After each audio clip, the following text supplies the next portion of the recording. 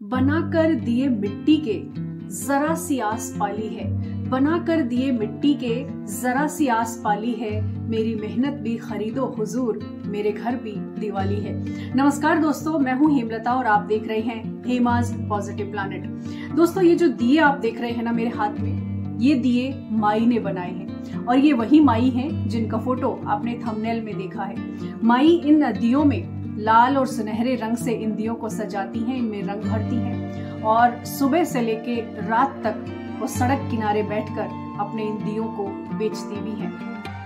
दोस्तों, माई से मैं इस वीडियो में आपको मिलवाऊंगी, माई की कहानी आपको बताऊंगी और सबसे अहम बात, माई से मिलकर जो मैंने सीखा वो कोई किताब नहीं सिखा सकती। हम अक्सर मोटिवेशन की बात करते हैं, हम अक्सर इंस्पिरेशन की बात करते हैं, बड़े बड़े टॉपिक्स पर हम बात करते हैं, लेकिन ये माई जैसे लोग हमारी जिंदगी के वो रियल हीरोज हैं जिन पर हमारी नजर जाती ही नहीं, जिनके हुनर से हमारे घर खूबसूरत बनते हैं, जिनके बनाए सामान से हम हमारे घर को सजाते हैं।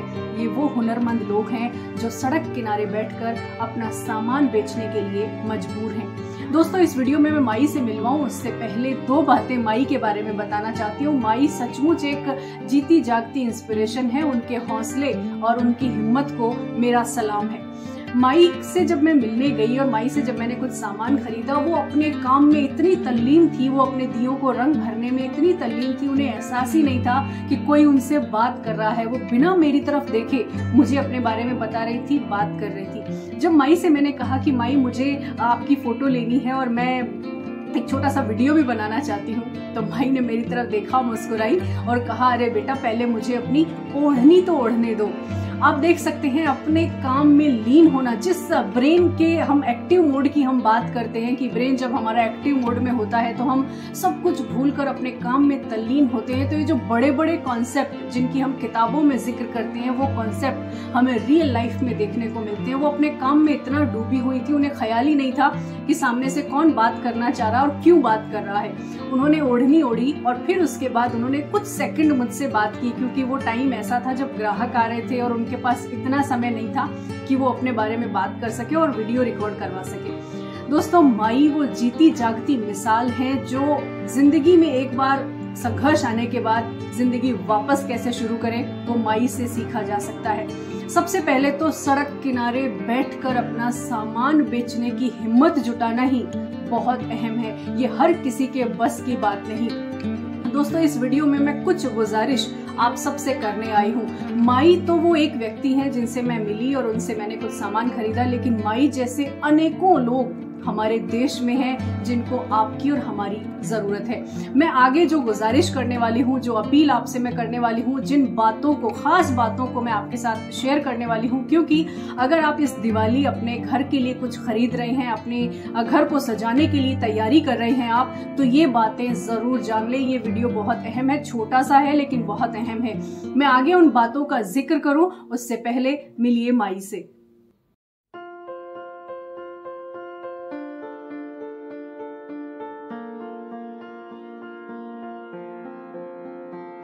करते हैं, मिट्टी का बनाते हैं, फिर बेचते हैं इसको।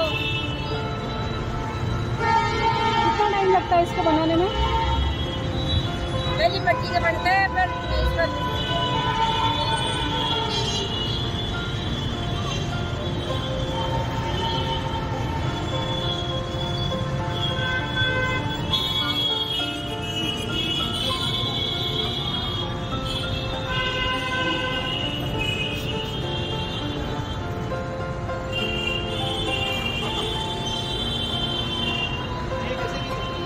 ये 70 रुपए का 50, ये 50 रुपए का 50। दोस्तों, माई से मिलने के बाद जो मैंने सीखा वो ये कि ना कोई जगह छोटी है, ना कोई काम छोटा है। बस आपके मन में अगर कुछ करने का जज्बा है तो बस आप कहीं से भी शुरू कर सकते हैं, फिर चाहे वो कोई भी काम क्यों ना हो। दोस्तों, हमारे देश के साहित्यकार रहे हैं गोपाल दास नीरज जी। उन्होंने दीपक के लिए बहुत अहम बात कही है। उन्होंने कहा है, जल गया है दीप तो अंधियार ढलकर ही रहेगा। जल गया है दीप तो अंधियार ढलकर ही रहेगा, हो कहीं भी दीप वो सूर्य का अवतार है।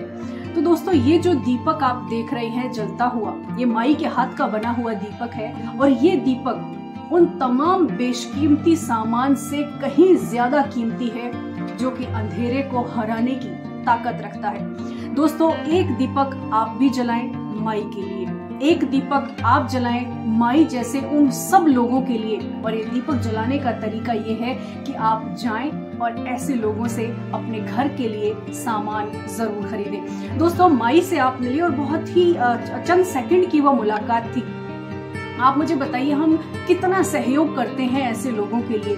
आपने भी इस दिवाली बहुत सारा सामान अपने घर के लिए खरीदने की शुरुआत आपने कर दी होगी। तो सबसे पहले तो आप जब मॉल में जाते हैं और बहुत सारा सामान आप खरीदते हैं तो क्या आप वहाँ बार्गेनिंग करते हैं, क्या आप मोल भाव करते हैं? ये इस बारे में आप थोड़ा सा गौर फरमाइए। और अगर वहाँ बार्गेनिंग नहीं करते हैं तो फिर ये जो सड़क किनारे बैठे लोग हैं इनसे सामान खरीदते हुए हम क्यों मोल भाव करते हैं? तो मेरी पहली गुजारिश ये है कि जब भी आप अपने घर के लिए सामान खरीदने जाएं तो प्राथमिकता में रखें इन लोगों को, इन हुनरमंद लोगों को जो सड़क किनारे अपना सामान बेचने को मजबूर हैं। इनसे आप सामान खरीदें और दूसरी बात, इनसे मोल भाव ना करें। कई बार ऐसा होता है कि ये ग्राहक के कहने पर मोल भाव करने के लिए मजबूर भी हो जाते हैं क्योंकि इनके पास और कोई विकल्प नहीं, इन्हें और कहीं सामान बेचने की जो सुविधा है वो इनके पास नहीं होती। तो मेरी सभी से गुजारिश है जो भी इस वीडियो को देख रहे हैं कि आप घर के लिए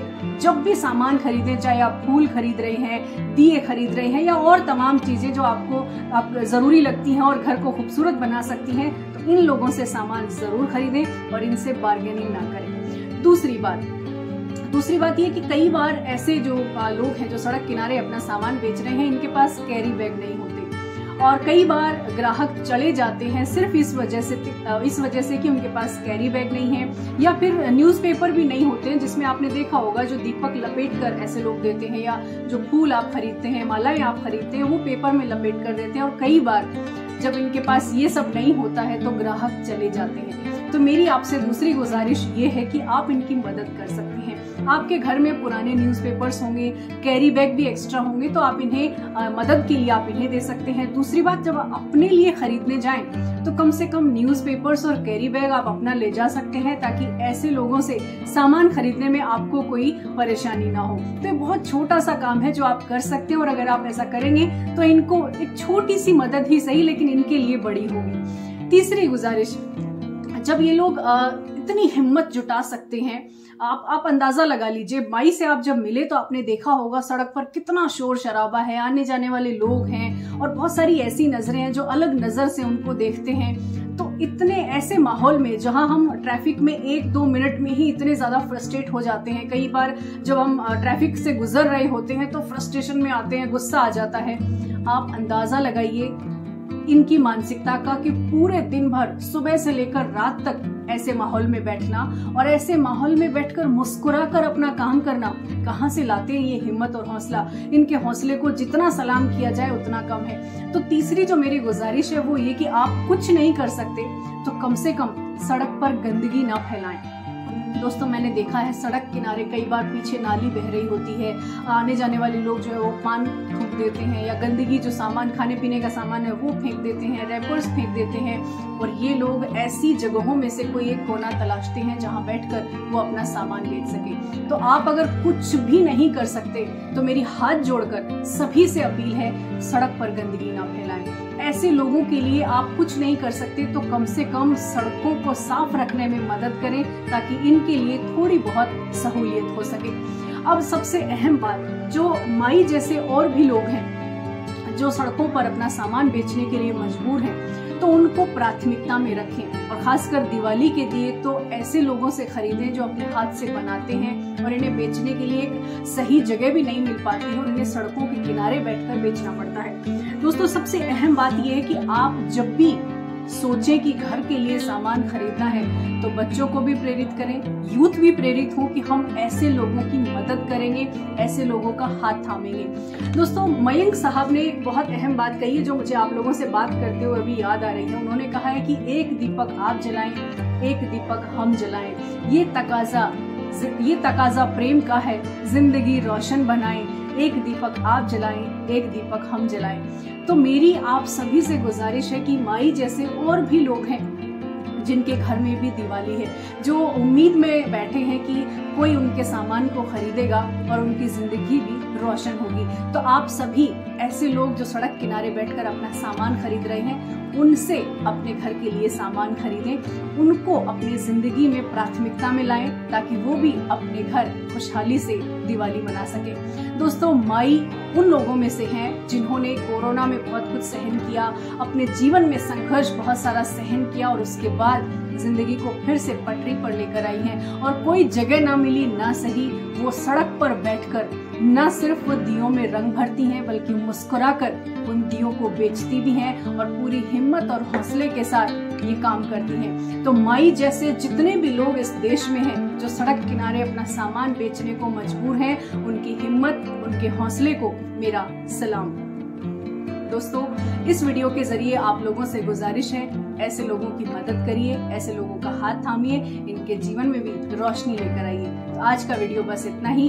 अब अपनी दोनों जिम्मेदारियों को समझ लीजिए। पहली जिम्मेदारी तो ये कि ऐसे लोगों का आप साथ देंगे, ऐसे लोगों से आप सामान खरीदेंगे और जितनी मदद आप कर सकते हैं किसी भी तरह से, इनको सम्मान की जरूरत है।